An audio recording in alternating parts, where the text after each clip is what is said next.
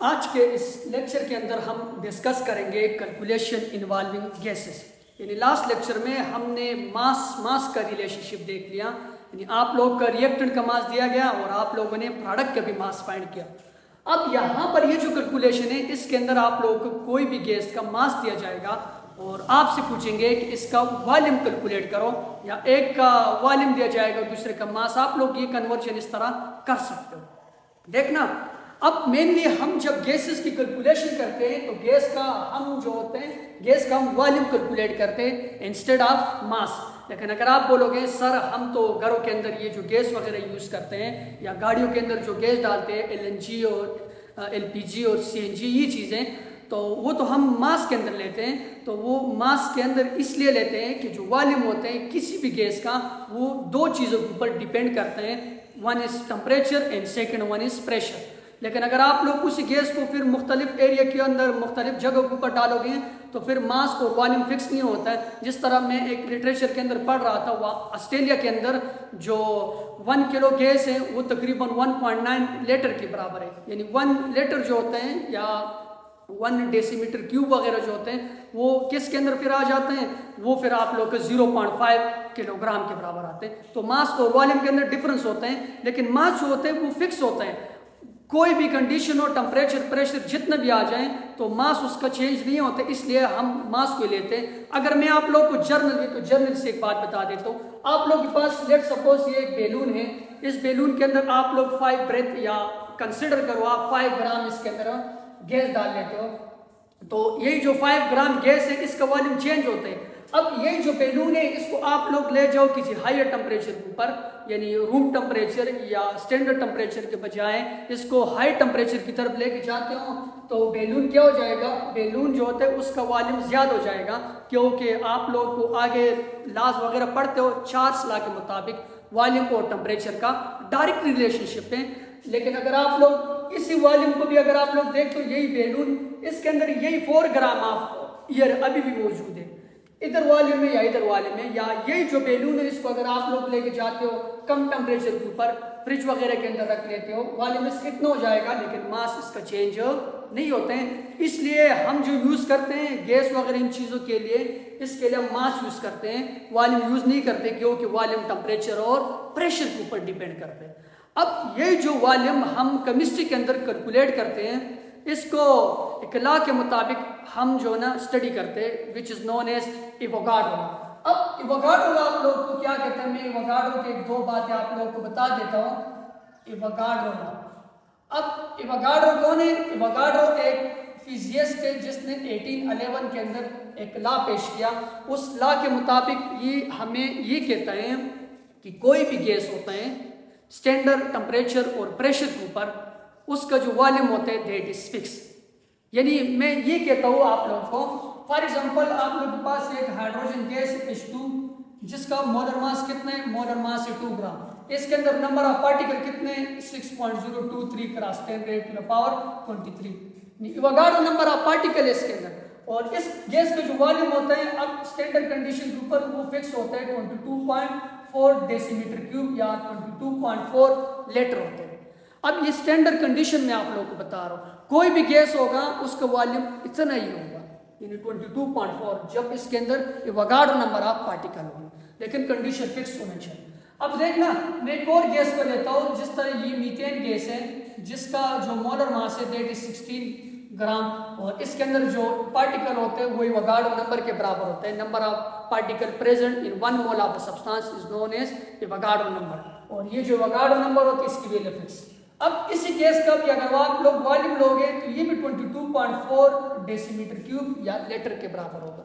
अलबत्ता दोनों का जो मास है वो डिफरेंट है, एक का 2 है दूसरे का 16 है। इसी तरह आप लोग ऑक्सीजन को लोगे उसका 32 है, सल्फर का भी 32 है, कार्बन डाइऑक्साइड का 44 है, सल्फर डाइऑक्साइड का 64 है। मास डिफरेंट है लेकिन इसका जो वॉल्यूम होता है वो फिक्स होता है किसके ऊपर, स्टैंडर्ड कंडीशन। अब ये जो स्टैंडर्ड कंडीशन है जिसको हम बोलते हैं STP या NTP भी बोल सकते हैं, ये जो स्टैंडर्ड कंडीशन होता है, स्टैंडर्ड टेम्परेचर जो वैल्यू होती है दैट इज 0 डिग्री सेंटीग्रेड, अगर आप लोग केल्विन में लोगे तो 273 केल्विन के बराबर होते हैं। और इसी तरह स्टैंडर्ड जो प्रेशर होते हैं इसकी वैल्यू भी फिक्स होती है, दैट इज 1 atm। 1 atm के बजाय अगर आप लोग इसको टार में लोगे तो 760 टार। इसी तरह इसको अगर आप लोग mmHg में लोगे तो 760 mm आपका जी। इसी तरह अगर आप लोग इसको किसके अंदर लेते हो, कोई और वैल्यू के अंदर लेते हो, जिस तरह psi के अंदर लोगे तो 14.7 psi मतलब पाउंड पर स्क्वायर इंच। और इसी तरह अगर आप लोग इसको पास्कल के अंदर लोगे तो पास्कल के अंदर ये होगा 101.325 पास्कल। अब ये जो है ये डिफरेंट स्टैंडर्ड कंडीशन है। अगर आप लोग इस कंडीशन के अलावा कोई और कंडीशन लोगे तो फिर ये जो गैस होगा इसका वॉल्यूम इतना नहीं होगा, इसका वॉल्यूम चेंज हो जाएगा। अगर इसको मैं रूम टेम्परेचर ले लूँ, room temperature RTP, room temperature that is 25 degree centigrade, और अगर केल्विन में लोगे तो 298 केल्विन, और प्रेशर तो फिक्स होते हैं। उस वक्त जो 1 मोल गैस है उसका वॉल्यूम कितने के बराबर होगा, उस वक्त गैस का जो वॉल्यूम होगा दैट इज 24 लीटर या 24 डेसीमीटर क्यूब। गैस का जो वॉल्यूम है ना ये डिपेंड करते हैं प्रेशर और टेम्परेचर के ऊपर। और अगर आप लोग स्टैंडर्ड कंडीशन लोगे तो उस वक्त किसी भी गैस का जो वॉल्यूम होता है वो फिक्स होता है। गैस कोई भी हो, मास उसका कितना ही क्यों ना हो, लेकिन वॉल्यूम उसका चेंज नहीं होता है। ये एक्सपेरिमेंटल प्रूफ भी है, आगे आप लोग इवोगाड्रो लॉ के अंदर इसको देखते रहते हो। तो ये बताने का मकसद ये है कि हम किसी भी गैस का 1 मोल लेंगे तो उसका वॉल्यूम इतना फिक्स होगा। अब अगर आप लोगों को कैलकुलेशन इन्वॉल्व हो, मुख्तलिफ रिलेशनशिप हम देखते हैं, मास का, मास मोल का। यहाँ पर जो है ना, यहाँ पर वॉल्यूम ऑफ अ गैस और उसका जो मास है उसके दरमियान रिलेशनशिप है। एक न्यूमेरिकल है, न्यूमेरिकल को मैं सॉल्व करता हूँ। न्यूमेरिकल में आपको ये कह रहे हैं कि if 16 gram of sulphur burn, what volume of SO2 is produce at STP। Condition ये है, अगर STP नहीं होगा तो फिर आप लोग ये कैलकुलेशन नहीं कर सकते, क्योंकि मैंने बताया कि गैस का वॉल्यूम तो फिक्स होता है लेकिन उसके लिए फिक्स कंडीशन भी होनी चाहिए। देखना यहां पर जो रिलेशनशिप है वो इन दोनों के दरमियान है, सल्फर और सल्फर डाइऑक्साइड के दरमियान। गिवन डेटा में क्या आपको क्या क्या चीजें उसने दी आपको, देखना गिवन डेटा में कह रहे हैं कि मास ऑफ सल्फर, यानी एक आप लोगों को दिया है मास ऑफ सल्फर, मैं MS लिख लेता हूं। मास ऑफ सल्फर है 16 ग्राम।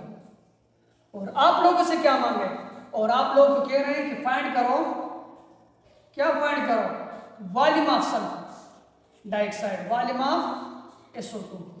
वॉल्यूम ऑफ SO2 को फाइंड करो तो वॉल्यूम ऑफ SO2 कितना होगा उसको आप लोगों ने कैलकुलेट करना है। अब रिलेशनशिप क्या आ गया मास और वॉल्यूम के दरमियान, एक का मास दिया है और दूसरे का आप लोगों से वॉल्यूम पूछे हैं, तो स्टोइचियोमेट्रिक कैलकुलेशन है असल में। यहाँ पर रिलेशनशिप है रिएक्टेंट और प्रोडक्ट के दरमियान इन अ बैलेंस केमिकल इक्वेशन। अब स्टोइचियोमेट्री के रूल अप्लाई करो। रूल्स में बार बार आप लोगों को पिछले 3-4 लेक्चर से बोल रहा हूँ कि इक्वेशन बैलेंस होना चाहिए, ये बैलेंस है। दूसरी बात क्या करना है, मास गिवन हो, पार्टिकल हो, जो भी चीज़ आप लोगों को गिवन हो उसको सबसे पहले कैलकुलेट, उसको सबसे पहले कन्वर्ट कर लो इनटू मोल्स में बाय यूजिंग फार्मूला मोल्स, जो किसके बराबर है। सबसे पहले ये जो मास आप लोगों को सल्फर के दिया है इसको कन्वर्ट करो किस में, मोल्स में। तो number of moles is equal to mass divided by molar mass. अब मास गिवन है, मास सल्फर के कितने 16 ग्राम, मोलर मास सल्फर के कितना होता है, मोलर मास सल्फर को होता है 32 ग्राम पर मोल। ये कुछ आप लोग को आने चाहिए, या बुक के अंदर मेंशन भी किए होते हैं न्यूमेरिकल के अंदर 32। और मोस्ट ऑफ द केसेस जब आप लोगों का प्रॉब्लम आते हैं तो या उसका डबल होता है, या उसका 4 गुना होता है, या उसका आधा होता है, इसी तरह होता है जिस तरह ये इसका हाफ है। तो 16 को जब आप लोग 32 के ऊपर डिवाइड करते हैं, ये ग्राम है और ये ग्राम पर मोल है, तो ये ग्राम ग्राम के साथ कैंसिल, डिनोमिनेटर नॉमिनेटर बन जाता है, तो 0.5 मोल्स आ जाते हैं। यहाँ पर सल्फर के जो मोल्स हैं वो कितने आ गए, 0.5 मोल्स 16 ग्राम का, मतलब ये है। अब स्टोइचियोमेट्रिक कैलकुलेशन में रूल नंबर 3 क्या है, रूल नंबर 3 ये है कि बैलेंस केमिकल इक्वेशन को यूज करो और वहां से सबसे पहले कैलकुलेशन करो। According to balance chemical equation 1 mole of sulfur gives us 1 mole of sulfur dioxide, and if you have 0.5 mole of sulfur then it will give you 0.5 mole sulfur dioxide।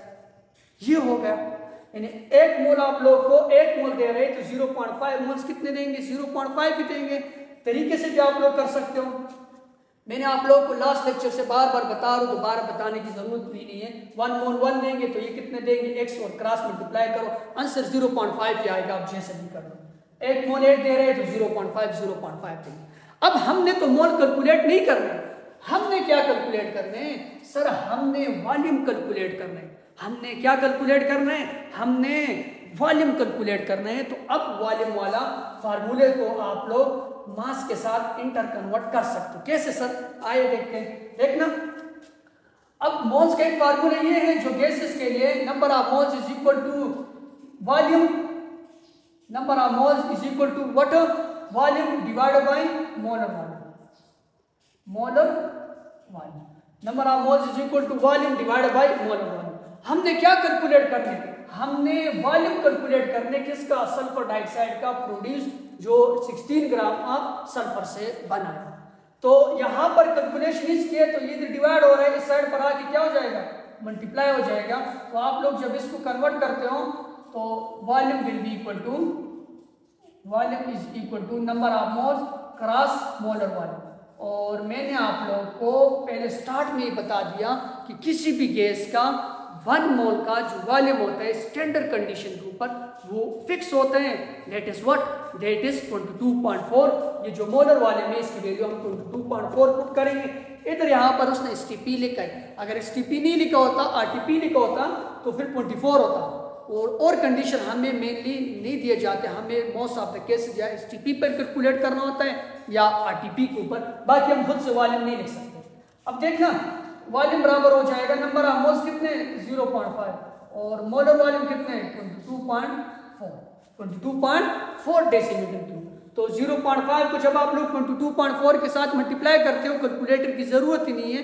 मैं बार बार आप लोगों को कह रहा हूँ, स्टोइकोमेट्रिक कैलकुलेशन में या double होता है या आधा होता है या 4 टाइम या 5 टाइम या 6 टाइम। तो ये 1 के साथ मल्टीप्लाई करोगे आंसर 22.4 आएगा।